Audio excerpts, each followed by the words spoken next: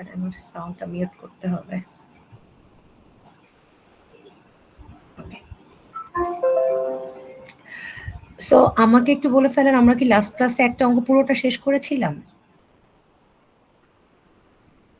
Hello, আমরা কি পুরো ম্যাথটা শেষ করেছিলাম? মানে একটা অঙ্কে আমাদের যা কিছু করতে হয় সবই কি করেছিলাম? আমি এটা একটু জানতে চাচ্ছি। Hello, G ma'am. That means আমি 4টা রিকোয়ারমেন্টই শেষ করেছিলাম আপনাদের ক্লাসে, তাই তো? ম্যাক্সিমাম ক্লাসেই শেষ করেছিলাম। ওকে, ঠিক আছে। তাহলে আজকে আমরা আরেকটা ম্যাথ দেখে ফেলছি এরকম টাইপেরই, এবং আপনাদের বলে রাখি যে এক্সামে আমরা এরকম একটা ম্যাথ থেকেই, ক্লাসে তো শিখিয়েছি 4টা রিকোয়ারমেন্ট, বাট আমি এতগুলো রিকোয়ারমেন্ট দিব না, ঠিক আছে? সেটার জন্য আমি শিখাচ্ছি, বাট আমরা এতগুলো রিকোয়ারমেন্ট দিব না। সেখানে আমরা অঙ্কটাকে ছোট করে ফেলবো। সো আমরা স্টার্ট করছি। ওকে, সো বলা হচ্ছে থমাস ম্যাগনাম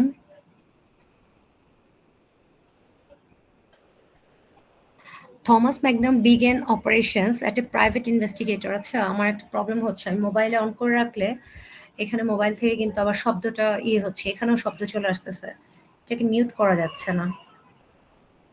বুঝতে পারছি না কেন এটা পুরোপুরি মিউট হচ্ছে না। সেক্ষেত্রে আমাদের দেখেন তো টোটাল জয়েন করেছে কতজন? এটা তো অন করা থাকলে প্রবলেম হচ্ছে, এটা শব্দ হচ্ছে, সাউন্ড আসছে। 29। সবাই মনে করেন জয়েন করে 29 জন। এখন আমি ভেবেছিলাম যে এটা পাশাপাশি আমি রাখবো, কিন্তু এটার সাউন্ডটা চলে আসতেছে। আমি সব রকম সাউন্ডের যতগুলো অপশন ছিল সব মিউট করতে চাচ্ছি, একটা সামান্য একটু মিউট হচ্ছে না, পুরোপুরি হচ্ছে না, সেখান থেকেই শব্দ আসছে। তাহলে তো এটা ডিস্টার্বিং হচ্ছে। একই সাথে যদি সাউন্ডটা হইতে থাকে, ইকো করতে থাকে, তখন তো প্রবলেম হয়ে যায়। সেক্ষেত্রে তো আমার এটা বন্ধ করে দিতে হবে। তাহলে আমি এটা বন্ধ করে দিই। আপনারা একটু খেয়াল করবেন, যদি আপনারা দেখেন যে বেশ কয়েকজন জয়েন করতে চাচ্ছে, তখন আমাকে বললে আমি একবারে হচ্ছে একটু জয়েন করিয়ে নিব, ঠিক আছে? তাহলে আমি এটা বন্ধ করে দিচ্ছি, আদারওয়াইজ সমস্যা হচ্ছে। ঠিক আছে, এখন কি এটা ব্লার হচ্ছে? হ্যালো, আচ্ছা দেখি তো, আবার একটু থাকো।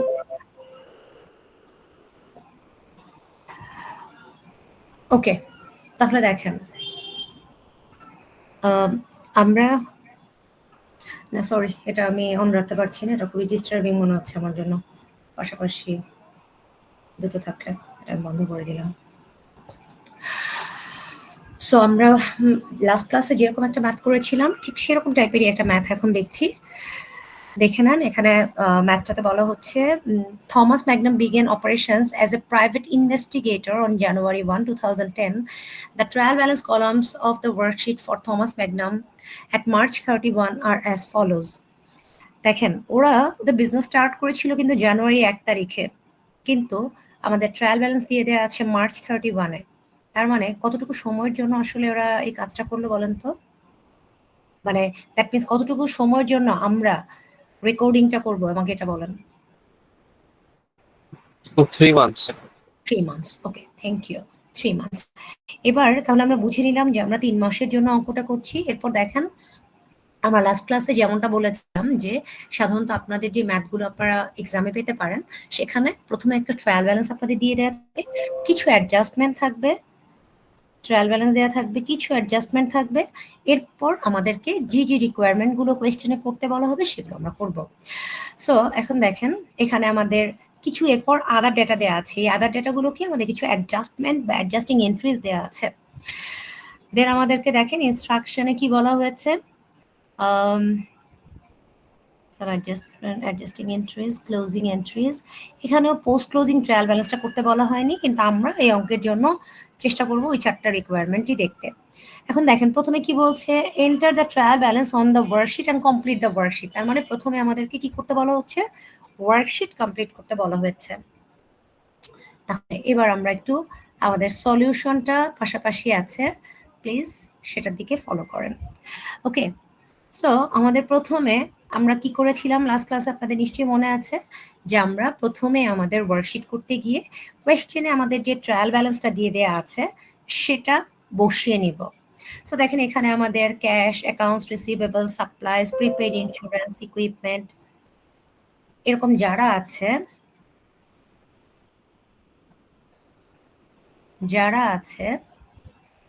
কেউ একজন জয়েন করতে চাচ্ছিল।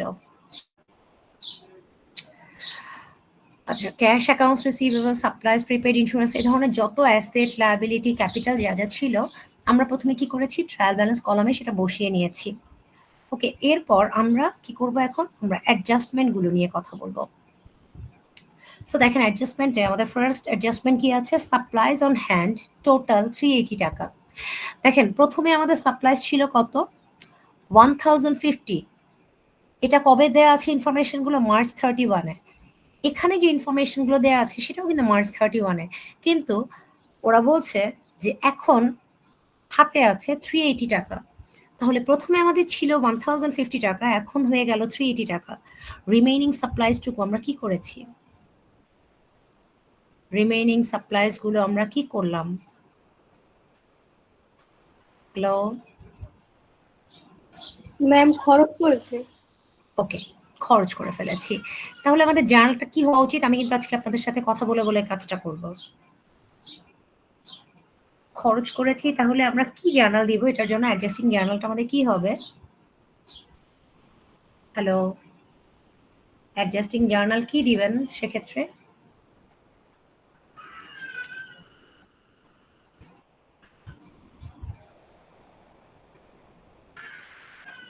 ম্যাম এক্সপেন্স হবে ডেবিট আর হচ্ছে ওই সাপ্লাইজ ক্রেডিট।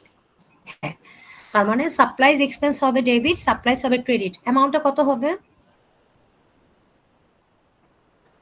অ্যামাউন্টটা কত হওয়া উচিত, 1000 থেকে ওই যে 380 বাদ দিলে যেত। ওকে 1050 থেকে 380 টাকা বাদ দিয়ে যে অ্যামাউন্টটা পাবো, তাহলে আমাদের জার্নালটা দাঁড়াচ্ছে supplies expense debit, supplies credit 670 amount আসবে। তাহলে আমরা কি বলেছিলাম, যখনই অ্যাডজাস্টিং এন্ট্রিজ গুলোকে বসাতে যাব আমাদের কি খেয়াল করতে হবে যে ওই অ্যাকাউন্টটা আমাদের ট্রায়াল ব্যালেন্সে আছে কিনা। তাহলে আমরা একটু চেক করি সাপ্লাইজ এক্সপেন্স বা সাপ্লাইজ কোনোটা কি আমাদের ট্রায়াল ব্যালেন্সে আছে।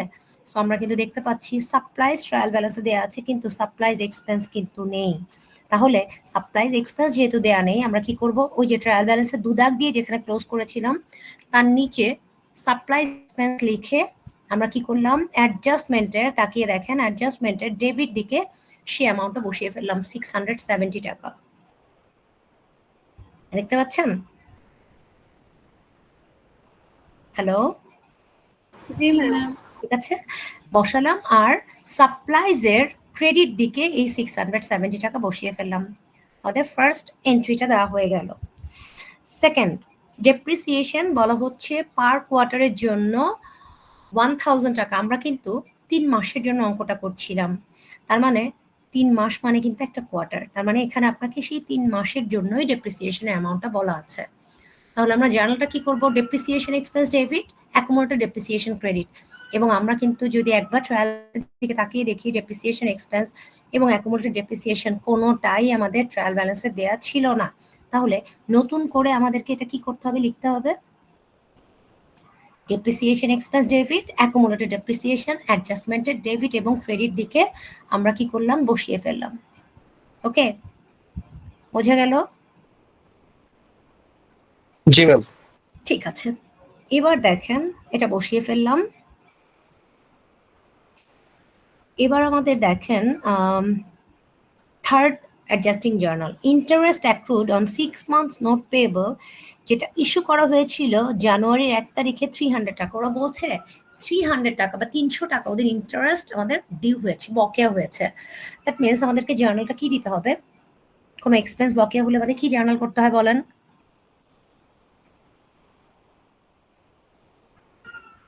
Hello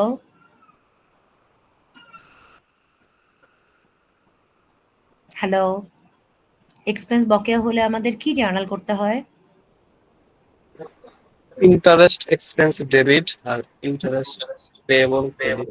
yes, interest expense debit and interest payable credit. So আমরা আমাদের ট্রায়াল ব্যালেন্সের দিকে তাকিয়ে দেখতে পাচ্ছি ইন্টারেস্ট এক্সপেন্স বা ইন্টারেস্ট পেয়েবল কোনোটাই আমাদের ট্রায়াল ব্যালেন্সে দিয়ে দেওয়া নেই। সো আমরা নতুন করে এই দুটোই লিখব, ইন্টারেস্ট এক্সপেন্স, ইন্টারেস্ট পেয়েবল, 300 টাকা ডেবিট, 300 টাকা ক্রেডিট।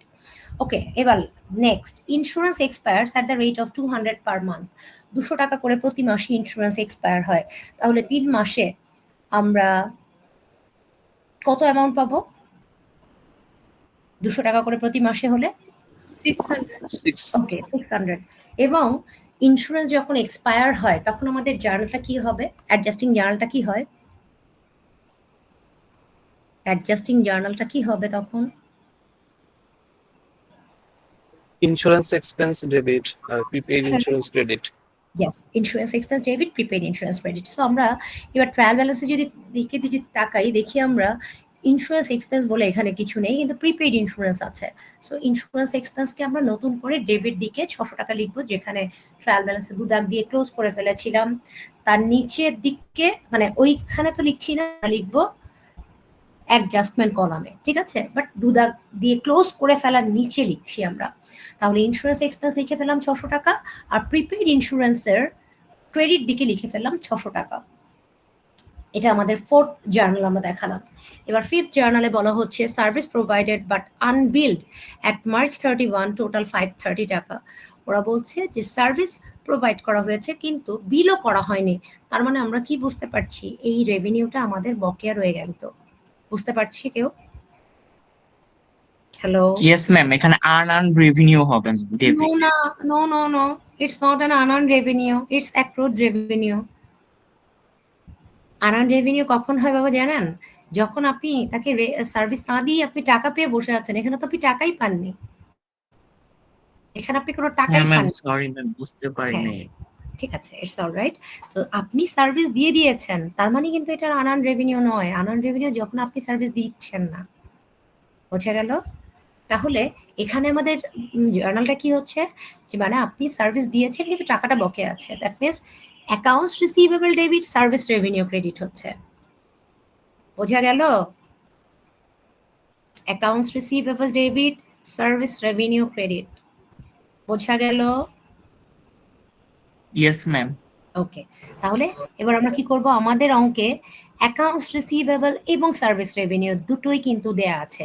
সো আমি কি করলাম, আমার অ্যাডজাস্টমেন্ট কলামে অ্যাকাউন্টস রিসিভেবলের পাশে ডেবিট দিকে বসালাম 530, আর সার্ভিস রেভিনিউ সেখানেও আমি আমার অঙ্কে কিন্তু সার্ভিস রেভিনিউ দিয়ে দেওয়া ছিল, এই যে ক্রেডিট দিকে বসিয়ে ফেললাম 530। এর সাথে সাথে আমাদের কিন্তু অ্যাডজাস্টমেন্ট কলামটা আমরা শেষ করলাম। এবার অ্যাডজাস্টেড ট্রায়াল ব্যালেন্স আমরা কি করি মনে আছে? আমরা বলেছিলাম যদি এমন কোনো অ্যাকাউন্ট হয়, অ্যাকাউন্ট থেকে থাকে যেখানে শুধুমাত্র আমরা ট্রায়াল ব্যালেন্সে অ্যামাউন্টটা পাচ্ছি, অ্যাডজাস্টমেন্টে কিছু নেই, স্ট্রেইট আমি কি করব? ট্রায়াল ব্যালেন্সের অ্যামাউন্টটাই অ্যাডজাস্টেড ট্রায়াল ব্যালেন্সে বসিয়ে দিব। যদি এমন হয় যে অ্যাডজাস্টমেন্ট কলামে আছে কিন্তু আমার ট্রায়াল ব্যালেন্স কলামে কিছু নাই, তাহলে আমি সরাসরি কি করব? সেই অ্যাডজাস্টমেন্ট কলামের অ্যামাউন্টটাই অ্যাডজাস্টেড ট্রায়াল ব্যালেন্সে বসিয়ে দিব। কিন্তু যদি কোথাও ট্রায়াল ব্যালেন্স এবং অ্যাডজাস্টমেন্ট দুটো কলামেই আমরা অ্যামাউন্টটা পেয়ে যাই, তখন কি দুটোকে অ্যাডজাস্ট করতে হবে, কম্বাইন করতে হবে, তাহলে আমরা অ্যাডজাস্টেড ট্রায়াল ব্যালেন্সের অ্যামাউন্টগুলোকে পাবো। সেটা কি করব? কখনো আমাদের অ্যাড করতে হতে পারে, কখনো আমাদের ডিডাক্ট করতে হতে পারে। বোঝা গেল? হ্যালো, বোঝা জি, গেল? ঠিক আছে, এখন আমরা তাহলে একটু চেক করি অ্যাডজাস্টেড ট্রায়াল ব্যালেন্স করতে গিয়ে। যেমন আপনারা যদি তাকান এদিকে, আমরা দেখতে পাচ্ছেন নিশ্চয়ই আমাদের ক্যাশ কিছুই ছিল না কলামে, শুধু ট্রায়াল ব্যালেন্সে ছিল। আমরা কি করেছি? সরাসরি অ্যাডজাস্টেড ট্রায়াল ব্যালেন্সে বসিয়ে দিয়েছি। অ্যাকাউন্টস রিসিভেবলের ক্ষেত্রে আমাদের ট্রায়াল ব্যালেন্সেও একটা অ্যামাউন্ট ছিল, অ্যাডজাস্টমেন্টেও কলামেও ছিল, এবং দুটোই সেম ডিরেকশনে, দুটোই ডেবিট ব্যালেন্স ছিল। আমরা এই কারণে কি করেছি? দুটোকে যোগ করে অ্যাডজাস্টেড ট্রায়াল ব্যালেন্সে বসিয়ে দিয়েছি। বোঝা গেল? দুটোই যোগ করে আমরা বসিয়ে দিয়েছি। ঠিক আছে? ওকে, এবার দেখেন সাপ্লাইজ এর ক্ষেত্রে আবার কি হয়েছে? ট্রায়াল ব্যালেন্সে আমাদের অ্যামাউন্টটা ডেবিট দিকে ছিল, কিন্তু অ্যাডজাস্টমেন্ট কলামের ক্রেডিট দিকে অ্যামাউন্টটা আছে। তার মানে দুটো কিন্তু সেম ডিরেকশনের নয়, একটা ডেবিট একটা ক্রেডিট। সো আমাদের কি করতে হবে? মাইনাস করে অ্যামাউন্টটা বসাতে হয়েছে। সো 380 টাকা আমরা সাপ্লাইজের জন্য পেলাম। ম্যাম, জি, একদম অনেকক্ষণ থেকে ট্রাই করতে করতেছে আপনি আচ্ছা জয়েন করতে চাচ্ছে জি ম্যাম আচ্ছা ঠিক আছে দাঁড়ান দেখছি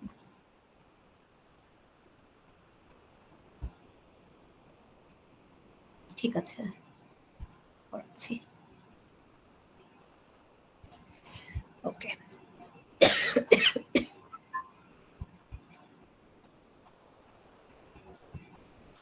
ঠিক আছে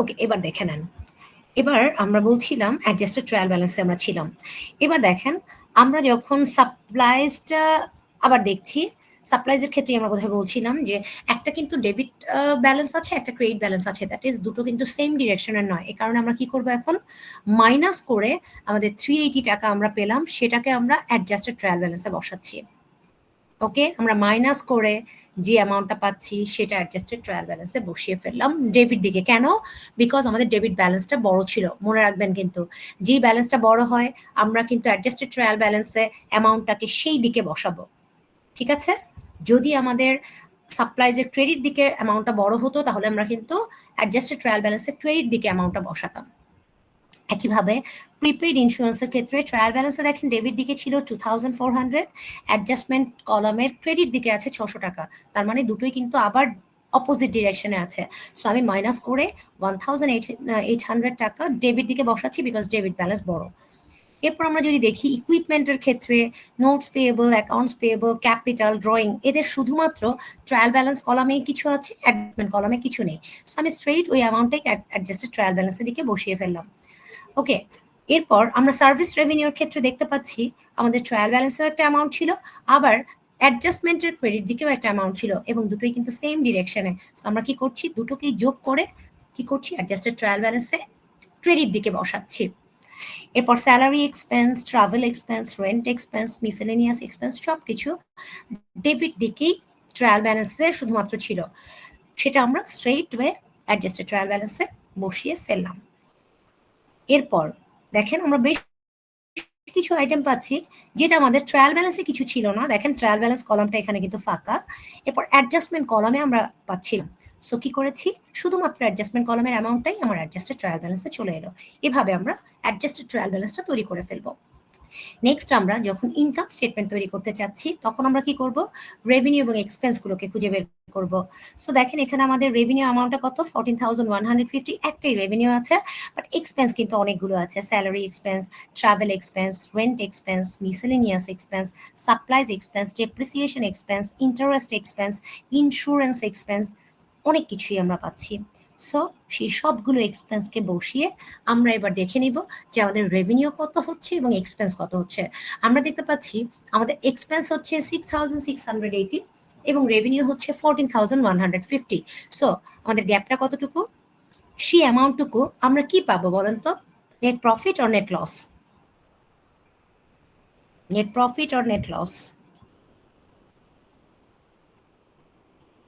হ্যালো আমাদের রেভিনিউ এক্সপেন্স থেকে গ্রেটার হচ্ছে সো আমরা কি পাবো প্রফিট না লস প্রফিট এতক্ষণ লাগছে কেন কথাটা বলতে সো যে প্রফিটটা পেলাম সেটাকে নেট প্রফিট পাশে লিখে আমরা এই কলামটা শেষ করব দ্যাট ইনকাম স্টেটমেন্টের কলামগুলো শেষ করব এবার ব্যালেন্স শিট আমরা কি করছি অ্যাসেট লায়াবিলিটিস এবং ক্যাপিটালগুলোকে বসাচ্ছি সো আমরা এখান থেকে খুঁজে দেখে নেই অ্যাডজাস্টেড ট্রায়াল ব্যালেন্স থেকে আমাদের অ্যাসেট কি কি ছিল cash accounts receivable supplies prepaid insurance equipment তারপর এগুলো আমরা অ্যাসেট পেলাম অ্যাসেটগুলোকে বসিয়ে ফেললাম এবার নোট পেয়েবল অ্যাকাউন্ট পেয়েবল আমরা লায়াবিলিটি পেয়েছি বসিয়ে দিলাম এরপর ক্যাপিটাল আছে ক্যাপিটালও আমরা অ্যাসেট লায়াবিলিটি এবং ক্যাপিটালই আমরা বেসিক্যালি এখানে বসাই তারপর ড্রয়িংটাকে বসাবো কেন এটা ক্যাপিটালের সাথে কানেক্টেড এবং ক্যাপিটাল ক্রেডিট দিকে বসে বলে আমাদের ড্রয়িংকে ডেবিট দিকে বসাতে হয় তেমনিভাবে অ্যাকুমুলেটেড ডেপ্রিসিয়েশন এটা কি বলেছিলাম it's a contra asset account which offset the value of an asset account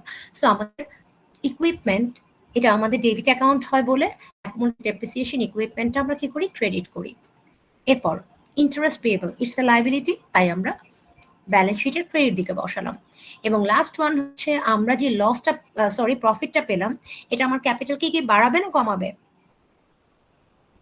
বাড়াবে ওকে, এই কারণে দেখেন আমরা লাস্ট ক্লাসে যে অঙ্কটা করেছিলাম সেখানে লস হয়েছিল বলে ক্যাপিটালের অপোজিট দিকে আমরা ইয়েটাকে বসিয়েছিলাম, লসটাকে বসিয়েছিলাম। কিন্তু এবার প্রফিট হয়েছে বলে আমরা কিন্তু ক্যাপিটাল যেদিকে বসাই, দ্যাট মিনস ক্রেডিট দিকেই আমরা কিন্তু প্রফিটটাকে বসালাম। এভাবে করে আমরা ব্যালেন্স শিটটাকে কমপ্লিট করে ফেললাম। এভাবে আমাদের ওয়ার্কশিট কিন্তু কমপ্লিট হয়ে গেল। আমাদের ফার্স্ট রিকোয়ারমেন্ট শেষ। এবার আমরা ক্লোজিং এন্ট্রিজ বা ক্লোজিং জার্নাল এন্ট্রিজ করব। দেখেন ক্লোজিং জার্নাল এন্ট্রিজে আমরা বলেছিলাম ক্লোজিং এন্ট্রিজ সাধারণত আমরা কাদের জন্য দিই? টেম্পোরারি অ্যাকাউন্টগুলোর জন্য। এবং এই টেম্পোরারি অ্যাকাউন্টগুলোর মধ্যে সাধারণত কাকে কাকে আমরা পাই? Revenue, expense, net profit or loss, drawing, এই চারটা। সো এখন রেভিনিউ আমার টোটাল কত ছিল? টোটাল 14,150। আপনারা যদি খেয়াল করে থাকেন, আমি বলছিলাম একটু আগেও। সো রেভিনিউ বেসিক্যালি আমাদের কি অ্যাকাউন্ট? Credit account. তাই যখন রেভিনিউকে আমি ক্লোজ করে দিতে চাইবো, আমাকে কি করতে হবে? রেভিনিউকে ডেবিট করতে হবে এবং অপোজিট দিকে আমি কাকে দেখাবো? ইনকাম সামারি অ্যাকাউন্টকে দেখাবো। বিকজ রেভিনিউ আমরা ইনকাম স্টেটমেন্ট থেকে পেয়ে থাকি এবং ইনকাম স্টেটমেন্ট কোনো অ্যাকাউন্টের নাম হয় না বলে আমরা ইনকাম সামারি অ্যাকাউন্ট বলি। বোঝা গেল? হ্যালো? জি ম্যাম। জি ম্যাম। Yes ma'am. এবার আমরা কি করতে চাচ্ছি? এক্সপেন্স গুলোকে ক্লোজ করতে চাচ্ছি। এবার আমরা এক্সপেন্স গুলোকে ক্লোজ করতে চাচ্ছি। সো এই এক্সপেন্স গুলোকে ক্লোজ করতে চাইলে আমাদের বেসিক্যালি এক্সপেন্স কি অ্যাকাউন্ট হয়? ডেবিট আর ক্রেডিট হয়? Debit. Ma'am debit basically expense debit account. So আমি ক্লোজ করতে চাইলে এক্সপেন্সকে কি ডেবিট করব না ক্রেডিট করব? ক্রেডিট করব। সো দেখেন এখানে আমরা সেটাই করেছি। সবগুলো এক্সপেন্সকে আমরা ক্রেডিট করেছি। হ্যাঁ, সবগুলো এক্সপেন্সকে আমরা কি করেছি? ক্রেডিট করেছি আর ইনকাম সামারি অ্যাকাউন্টকে ডেবিট করেছি টোটাল অ্যামাউন্ট দিয়ে। টোটাল আমাদের এক্সপেন্সের অ্যামাউন্টটা ছিল 7470। এই অ্যামাউন্টটুকু ছিল আমাদের টোটাল এক্সপেন্স। আর রেভিনিউ থেকে এক্সপেন্সটা বাদ দিয়ে আমরা প্রফিট পেয়েছিলাম কত? 6,680। এখন তার মানে আমাদের এক্সপেন্সকে ক্লোজ করার জার্নালটা বুঝেছেন। নর্মালি আমাদের এক্সপেন্সগুলো কি হয়? ডেবিট অ্যাকাউন্ট হয়। এক্সপেন্সকে আমরা ক্লোজ করে দিতে চাইছি, তাই আমরা কি করব? ক্রেডিট করব। আর ডেবিট দিকে কাকে বসাবো? ইনকাম সামারি অ্যাকাউন্টকে। ওকে, এবার আমরা থার্ড এন্ট্রি, সেটা হচ্ছে কি আমরা নেট প্রফিটকে এবার ক্লোজ করব। সো নেট প্রফিট হলে আমার ক্যাপিটাল কি বাড়ে না কমে? বাড়ে। সো নেট প্রফিট হলে যেহেতু ক্যাপিটাল বেড়ে যায়, তাই আমরা কি করব? এবার ক্যাপিটালকে কি ক্রেডিট করব না ডেবিট করব? ক্যাপিটালকে বাড়াতে চাইলে আমরা ক্যাপিটালকে কি করব? হ্যালো? ক্রেডিট। ক্রেডিট করব। তো ক্যাপিটালকে তাহলে ক্রেডিট করব আর ডেবিট দিকে কে থাকবে? ডেবিট কাকে করব?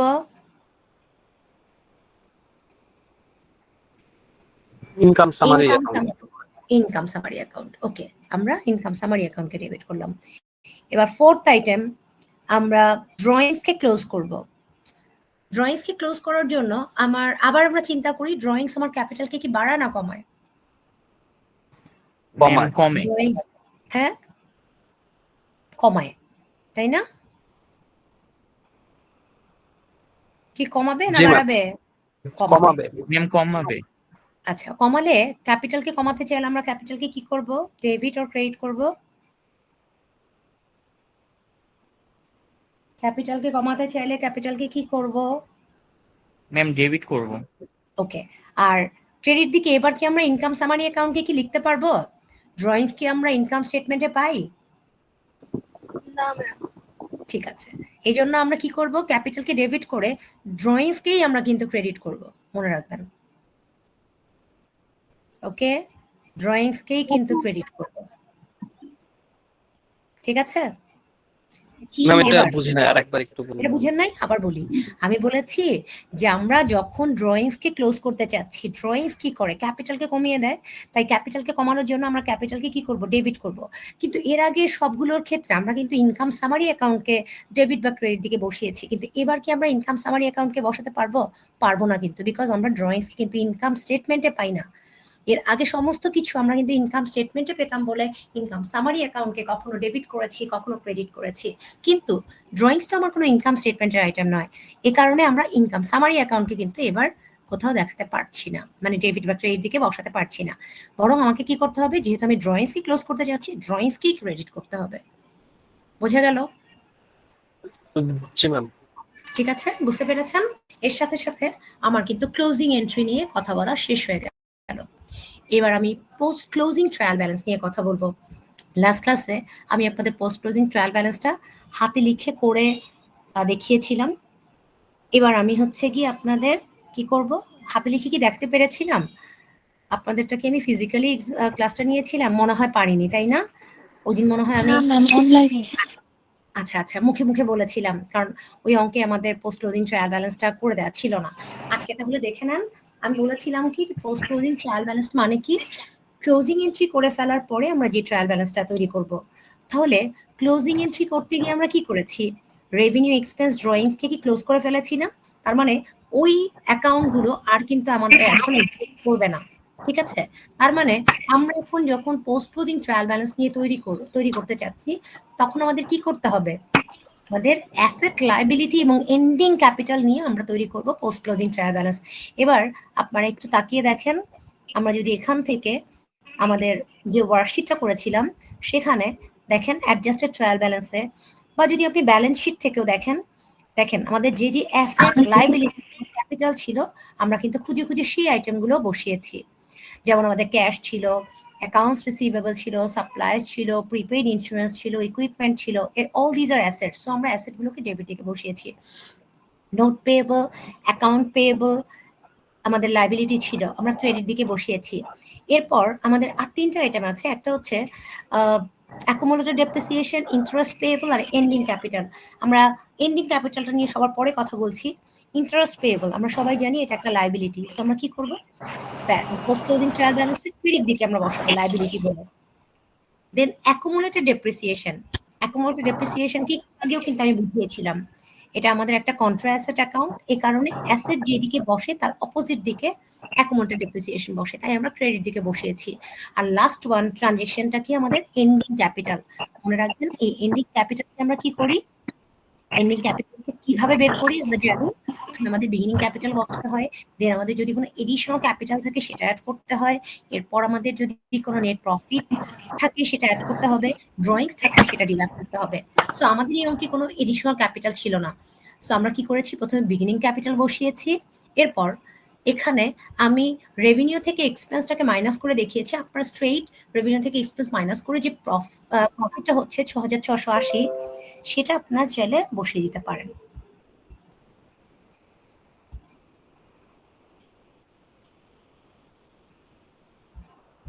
আপনারা চাইলে সেটাও বসিয়ে দিতে পারেন। বোঝা গেল? তাহলে আমরা বলছিলাম যে আপনার 20,000 থেকে আপনার সাথে আপনার যে 6,680 টাকা, এটা আমাদের নেট প্রফিট ছিল আমাদের অঙ্কে, সেটা অ্যাড করে এবং ড্রয়িংস ছিল 600 টাকা, এটা ডিডাক্ট করলেই আমরা পেয়ে যাবো আমাদের এন্ডিং ক্যাপিটাল। সো এই অ্যামাউন্টটাকে আমরা কি করব, ক্যাপিটালের দিকে মানে ক্রেডিট দিকে বসিয়ে ফেললাম। এর সাথে সাথে আমাদের শেষ হয়ে যাচ্ছে পোস্ট ক্লোজিং ট্রায়াল ব্যালেন্স। এবার আমরা লাস্ট ওয়ান যেটা মানে আমাদের রিকোয়ারমেন্ট যেটা থাকে, ক্লাসিফাইড ব্যালেন্স শিট, সেটা নিয়ে কথা বলবো। আমরা অলরেডি লাস্ট ক্লাসে বলেছিলাম যে আমাদের অ্যাসেট সাধারণত কি কত মানে কি কি টাইপের হতে পারে, 4 টাইপের হতে পারে: current asset, long term investment, property plant and equipment, intangible asset. So যদিও আমাদের 4টা ক্যাটাগরি থাকে, কিন্তু আমাদের এই যে এখানে যে অঙ্কগুলো আমরা দেখতে পাবো সাধারণত আমাদের কারেন্ট অ্যাসেট এবং প্রপার্টি প্ল্যান্ট অ্যান্ড ইকুইপমেন্ট এই দুটোই আমরা সাধারণত পেয়েছি।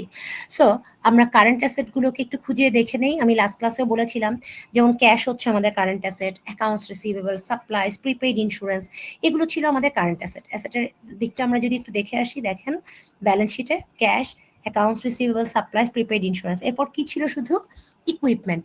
এবং আমরা কি যে ইকুইপমেন্ট হলে সেখান থেকে আমাদের যদি কোনো অ্যাকুমুলেটেড ডেপ্রিসিয়েশন থাকে সেটা বাদ দিয়ে আমাদের এই মুহূর্তে কারেন্ট ভ্যালু কি আছে সেটা বের করতে হয়। এবং আমাদের অ্যাকুমুলেটেড ডেপ্রিসিয়েশন 1000 টাকা দেওয়া ছিল, সো আমরা সেটা বাদ দিয়ে টোটাল দেখে নিলাম যে আমাদের প্রপার্টি ইকুইপমেন্টের ভ্যালুটা কি আছে।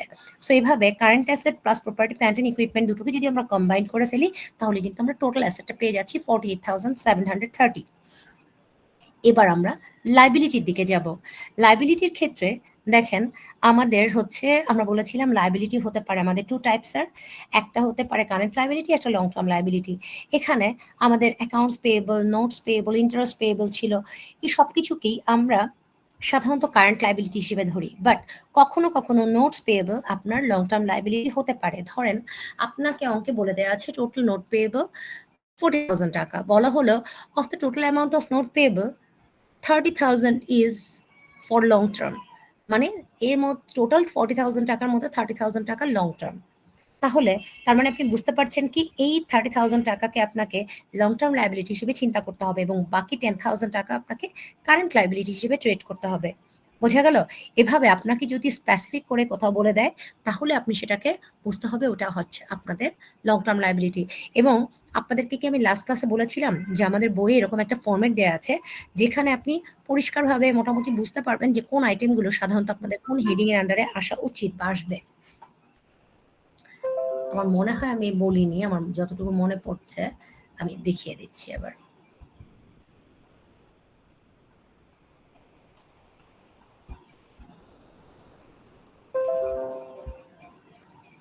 ওকে, এবার নেক্সট হচ্ছে আমাদের owner security portion. Owner security পোর্শনে আমরা সাধারণত কি করি?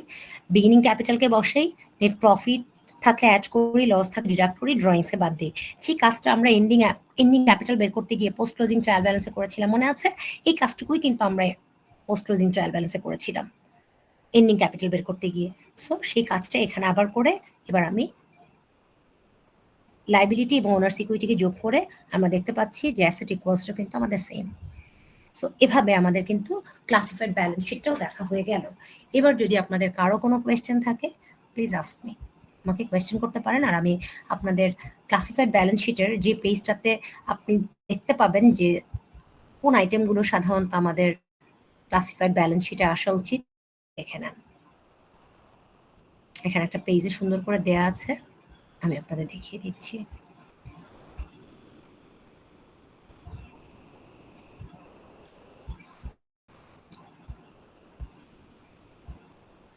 এই পেজটা দেখলে আপনাদের জন্য খুব সুবিধা হবে।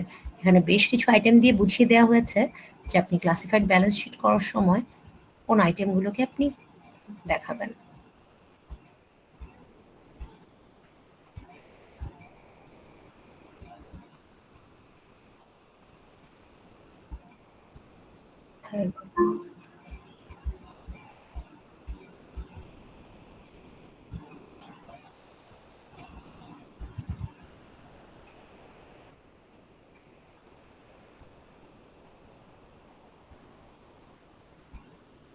আচ্ছা, আশা করছি আপনারা দেখতে পাচ্ছেন ফ্র্যাঙ্কলিন কোম্পানি। এখানে আমাদের একটা ক্লাসিফাইড ব্যালেন্স শিট দেওয়া আছে। এই যে দেখেন পুরো অঙ্কটা অনেক বড়, কিন্তু এখান থেকে আপনি সাধারণত বুঝে যাবেন যে আমাদের কোন আইটেমগুলো সাধারণত আমাদের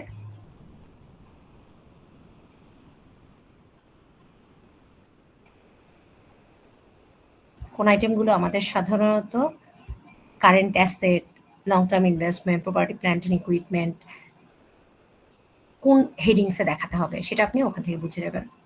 বোঝা গেল?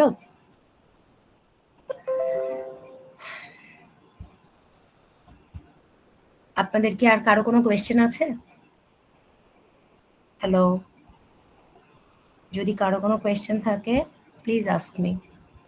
আমাদের কিন্তু আমি আপনাদের বলেছিলাম যে আমরা দুটো ক্লাসে ওয়ার্কশিট করব।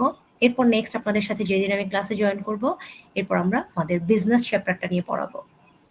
এবং বিজনেস চ্যাপ্টারে আপনাদের আগেই বলেছিলাম যে আমরা আমাদের বিএসসিটা প্রচন্ড ফলো করব। বিএসসিতে আপনাদের জন্য বলে রাখছি, বিএসসিতে আপনাদের জন্য প্রত্যেকটা চ্যাপ্টারের ইকোনমিক্সের বিজনেসের একটা চ্যাপ্টার এবং ইকোনমিক্সের দুটো চ্যাপ্টারের জন্য 3টা স্লাইড দেওয়া আছে। মানে প্রত্যেকটা চ্যাপ্টারের জন্য একটা করে স্লাইড দেওয়া আছে এবং স্লাইডগুলোতে আমাদের ম্যাক্সিমাম ইম্পর্টেন্ট টপিক সবই কভার করা আছে। সবাই চেষ্টা করবেন ওই স্লাইডগুলো পড়ে ফেলতে, ঠিক আছে? ওই স্লাইডগুলো থেকেই আপনি অনেক কোশ্চেন পেয়ে যাবেন, ম্যাক্সিমাম কোশ্চেন ওখানেই অনেক কিছু পাবেন। সো স্লাইডগুলো সবাই যে কয়দিন আপনারা জানেন যে আমি নেক্সট উইকে যেহেতু আপনাদের সাথে ক্লাস নিতে পারছি না, আমি লিভে থাকবো, সো আপনারা ওই স্লাইডগুলো একটু নিজেরা পড়ে ফেলবেন। আমরা যখন ক্লাসে জয়েন করব ওই স্লাইডগুলো হচ্ছে গিয়ে আমরা দেখে রাখবো, প্লাস হচ্ছে আমাদের ক্লাস রেকর্ডিংগুলো শুনবো। ওখান থেকে আপনার স্লাইডে যে ইম্পর্টেন্ট ইস্যুগুলো আছে সেগুলো বেসিক্যালি আমরা। আহসানুর, আপনি কিছু বলতে চাচ্ছেন? ম্যাম মিড টার্মের যে টপিকগুলো ছিল ওখান থেকে কি ফাইনালে থাকবেন? থাকার চান্স কম, আমার মনে হয় থাকার চান্স নেই, ঠিক আছে? বিকজ এখন আমাদের নতুন আরো 4টা চ্যাপ্টার হয়ে যাবে, তাহলে পুরোনো চ্যাপ্টার তো আমাদের অ্যাড করা আসলে আমার মনে হচ্ছে না দরকার হবে। বাট তারপরেও যদি হচ্ছে এটা মানে ডিপার্টমেন্টের নিয়ম হওয়ার কথা না, বিকজ আমরা তো ওই চ্যাপ্টারের উপর যেহেতু এক্সাম একবার দিয়ে দিয়েছি, সেকেন্ড টাইম আর দেওয়ার কথা না। তারপর আমি একটু দেখে নিব না, আমার আসলে এটা নিয়ে কথা বলা হয়নি। তবে আমাদের ডিপার্টমেন্টে আমি যেটা দেখেছি বা ইন মোস্ট কেসেস আপনাদের এফএসআইটির আরো অন্যান্য ডিপার্টমেন্টেও যেটা করে, তারা কোনো কিছু রিপিটেশন পছন্দ করেন না। দ্যাট মিনস মিড টার্মে যে সিলেবাসটা কভার করা হয়ে গেছে সেটা ওখানেই শেষ, ফাইনালে আর সেটা তারা কাউন্ট করতে পছন্দ করে না। তারপরে আমি হচ্ছে আপনাদের, এটা আমি এখনো জানতে পারিনি, আমার কথা বলতে হবে আফসানা মিসের সাথে। মিস আমাকে বললে আমি কোনো সিলেবাস ফলো করার কোনো দরকারই নেই ফাইনালের জন্য, বিকজ আমাদের এখানেই অনেক কিছু চলে আসবে। আমরা অলরেডি অ্যাকাউন্টিং একটা নতুন চ্যাপ্টার পড়লাম, ওয়ার্কশিট, যেখান থেকে আমাদের একটা ম্যাথ আসলেও বেশ ভালো মার্কসে দিতে হবে, আপনারা দেখেছেন ম্যাথগুলো অনেক বড়। সেকেন্ড হচ্ছে আমাদের বিজনেসের একটা চ্যাপ্টার থেকে যদি একটা কোয়েশ্চেন হয়, তারপর আমাদের ইকোনমিক্সে দুটো দরকার নেই, তাই না? 40 মার্কসের কোয়েশ্চেনের জন্য আমার 4টার বেশি কোয়েশ্চেন তো দরকার নেই, এনাফ, মোর দেন এনাফ। কারণ ধরেন এখানে যদি আমার ওয়ার্কশিট চ্যাপ্টার থেকে আমি মনে করি প্রায় চাইলে 15 মার্কসেরও কোয়েশ্চেন করা যায়, সো আর বাকি যে মার্কসটুকু রিমেইনিং থাকছে সেটা থেকে আমি যদি 3টা থিওরিটিক্যাল চ্যাপ্টার থেকে কোয়েশ্চেন করি, আমি মনে করি আর আমাদের পুরোনো চ্যাপ্টার দরকার নেই কোনো, ঠিক আছে? তারপর আমি আবার একটু কথা বলবো না, আমি নেক্সট যখন ক্লাসে আপনাদের সাথে জয়েন করব তখন আমি সবার সাথে কথা বলে আরো কনফার্ম বলতে পারবো, ঠিক আছে? সো সবাইকে এতটুকুই বলে রাখলাম যে প্লিজ আপনারা ইয়েতে আপনাদের বিএলসিতে প্রত্যেকটা চ্যাপ্টার, বিজনেস এবং ইকোনমিক্সের চ্যাপ্টারগুলোর উপর যে স্লাইডগুলো দেওয়া আছে, প্রত্যেকটা চ্যাপ্টার একটা করে স্লাইড দেওয়া আছে এবং স্লাইডগুলোতে ম্যাক্সিমাম ইম্পর্টেন্ট টপিক সব কভার করা হয়েছে ওখানে। সো এটা আপনারা খুব ভালো করে দেখে ফেলবেন, একবার করে ওটা পড়ে রাখবেন যে ওখানে কি কি টপিক আছে, এগুলো কিন্তু আপনাদের এক্সামের জন্য লাগবে। ম্যাক্সিমাম কোয়েশ্চেনগুলো আমরা কিন্তু ওখান থেকেই করবো, ঠিক আছে? সো সেটা দেখে রাখবেন। আর ক্লাসগুলোতে যখন আমরা জয়েন করব তখন আমরা ক্লাস রেকর্ডিং গুলো শুনবো, ইউটিউব ভিডিও গুলো শুনবো, ঠিক আছে? ম্যাম হুম, মিডের মার্ক কত দিবেন? মিডিয়ার মার্কস তো আমি সবাইকেই দিয়ে দিয়েছিলাম। আপনাদের সাথে আমি ফিজিক্যাল ক্লাসে তো হচ্ছে মানে ওই যে এক্সাম চলে আসলো দেখে আমি আর দিতে পারলাম না। এখন আমি একটা কাজ করতে আমি এখন তবে আমি এই মুহূর্তে আমি আর করতে পারবো না, সরি। কারণ আমি কালকেই অলরেডি ঢাকার বাইরে চলে যাব। সো তখন আমার পক্ষে আর এই কাজটা করা সম্ভব হবে না এবং আজকেও আমার পক্ষে সম্ভব না। আপনারা যদি আমাকে একটু আগে নক করতেন, আপনারা তো ধরেন আমি তো ইউনিভার্সিটিতে যখন ছিলাম আপনারা তো তখন আমাকে একটু মনে করালেন না, আমার তো সব খাতা দেখা হয়ে গেছে আরো অনেক আগে।